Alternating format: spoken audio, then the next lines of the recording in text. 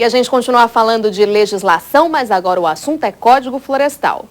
Por isso, a gente recebe aqui no estúdio o advogado Evandro Grilli. Oi, Evandro, muito bom dia para você. Seja bem-vindo aqui ao Bom Dia Campo. Tudo bem? Obrigado, bom dia. É um prazer estar com vocês. Vamos falar, então, desse assunto tão importante, tão discutido, né? A gente até agora, no Brasil como um todo, teve uma pequena pausa, mas continua essa preocupação aí, que é em relação ao Código Florestal. Sim. Como é que está sendo essa adaptação por parte dos produtores? O que você tem sentido? A gente tem desde o final do ano passado a vigência do novo Código Florestal, né? Como você bem pontuou, talvez tenha sido uma lei, enquanto projeto, que tenha gerado os debates mais profundos e acalorados em toda a sociedade, né? A gente assistiu aí uma discussão do campo e uma discussão da cidade, né? E com visões completamente diferentes. E o código entrou em vigor, existem resistências a ele até hoje. Essas resistências hoje são institucionalmente marcadas pelo posicionamento do Ministério Público Federal, que ajuizou 3 ações diretas de inconstitucionalidade no Supremo Tribunal Federal, tentando derrubar alguns pontos do Código que, na visão deles, seriam inconstitucionais. Mas o Código está vigorando, o Supremo não se manifestou ainda, então nós temos sim, no Brasil hoje, um novo ordenamento jurídico que modifica e revoga aquele anterior que vigorou por 40 anos, mas que na verdade nunca foi cumprido. E tem gente que está tendo, produtor rural, né, no caso, que está tendo mais dificuldade do que outros que assinaram antes, isso. Enfim, como é que está se dando isso? Existe uma situação muito pontuada. Aquele produtor rural que assinou TACs, os termos de ajustamento de conduta, com o Ministério Público, ou mesmo com órgãos ambientais, na vigência do antigo código, ele ficou com a obrigação, na maioria dos casos, de cumprir regras que eram mais rígidas. Hoje as regras estão mais flexíveis, especialmente em relação à reserva legal. Para a constituição da reserva legal, que na grande maioria do território do país é de 20% sobre a área da propriedade rural, antigamente você não podia incluir no cômputo dessa área as áreas de preservação permanente, que são aquelas áreas às margens dos rios, dos lagos, em topo de morro, etc. Hoje isso é possível. A gente pode, ao fazer a constituição da reserva legal, levar em conta essas áreas. Então, quem cruzou os braços, quem não assinou TAC, inclusive quem foi para a justiça discutir essa questão, vai sim ser beneficiado pela nova legislação.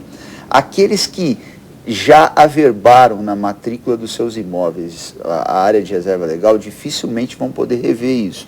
Mas há uma situação, um limbo aí que precisa ser comentado, porque muitos telespectadores devem estar nessa situação.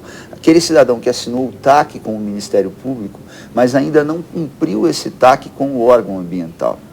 Esse cumprimento com o órgão ambiental vai dar origem a novos atos jurídicos, a novos termos de compromisso. E esses termos de compromisso, segundo a minha opinião, têm que ser tratados e realizados conforme as regras do novo Código Florestal. Então, quem está no meio do caminho ainda tem a chance de brigar para aplicar na sua propriedade as regras do novo Código Florestal. E nesse caso é imprescindível aí uma ajuda, né? Enfim, precisa-se de um advogado, vocês indicam? Vai ser necessário, porque certamente o Ministério Público vai se opor a essa ideia que nós estamos propondo aqui. Isso vai gerar algum questionamento.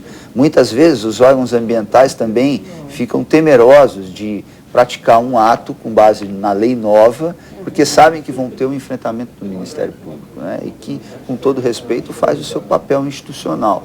O fato é que, juridicamente, do ponto de vista legal, não é possível que os órgãos ambientais, para cumprir TACs antigos, que ainda estão no meio do caminho, levem em conta uma lei que foi revogada.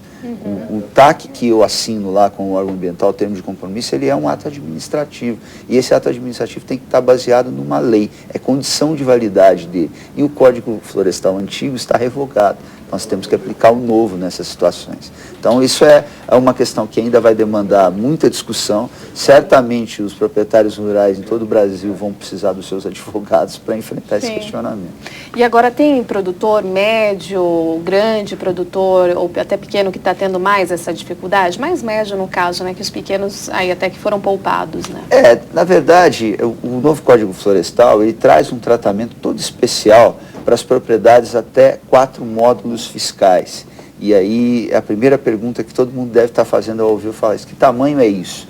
Não dá para dizer, precisa procurar a Secretaria da Agricultura da sua cidade, da sua região, o INCRA da sua região, porque em cada região do país esses módulos fiscais têm tamanhos diferentes. Então, até 4 módulos fiscais, as áreas de preservação permanente podem ser menores do que as das propriedades maiores que 4 módulos fiscais.